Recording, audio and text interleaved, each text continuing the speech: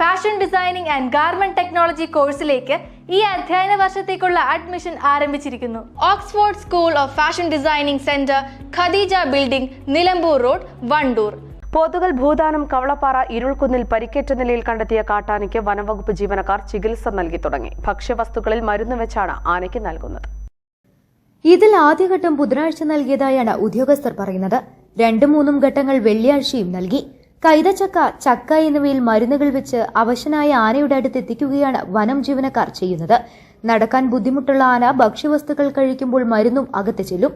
ഒരാഴ്ച മുമ്പാണ് കവളപ്പാറ ജനവാസ കേന്ദ്രങ്ങളോട് ചേർന്ന കൃഷിയിടങ്ങളിലും വനാതിർത്തിയിലും പിൻകാലിന് പരിക്കേറ്റ നിലയിൽ കൊമ്പനാനയെ വനം ജീവനക്കാർ കണ്ടെത്തിയത്. മയക്കുവെടിവെച്ച് ചികിത്സ നൽകാനുള്ള തീരുമാനത്തിലായിരുന്നു വനം വകുപ്പ്.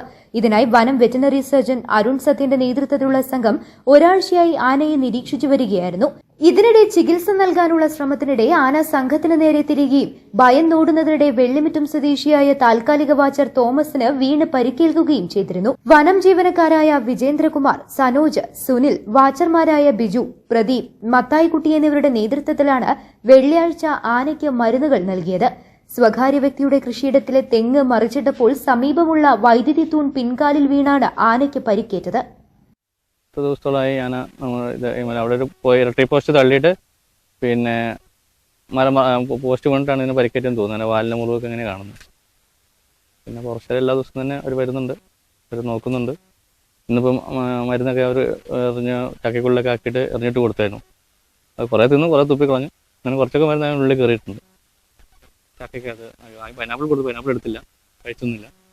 ഞാൻ ഒരു ചക്കക്കുള്ളിലാക്കി. ചക്ക കൊടുന്ന് ഇറക്കിയിട്ട് രാവിലെ ഒരു 7 മണിക്കൂടെ വന്നതാണ്. അവരോടുള്ള ചക്ക എല്ലാം ആയിട്ട് അവിടെ കൊടുത്തു.